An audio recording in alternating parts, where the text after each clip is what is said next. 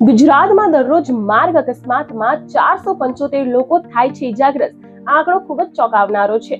વાહન ચાલકોની સુરક્ષા અને સલામતી જાળવવાની તંત્રની આલબેલ વચ્ચે રાજ્યમાં દર કલાકે માર્ગ અકસ્માતમાં 18 લોકો બને છે ઇજાગ્રસ્ત. આ વર્ષે અત્યાર સુધીના માર્ગ અકસ્માતોમાં 1.8 લાખથી વધુ ઇજાગ્રસ્ત અને 1 લાખથી વધુ લોકોએ જીવ ગુમાવ્યો, જે ગત વર્ષની સરખામણીએ 8% વધારે. અકસ્માતના સૌથી વધુ કેસ અમદાવાદમાં, જ્યાં દરરોજ સરેરાશ 76 લોકોને અકસ્માત બાદ લેવી પડે છે 108 વાનની મદદ. માર્ગ અકસ્માતના કિસ્સામાં સુરત બીજા અને ત્રીજા નંબરે વડોદરા છે.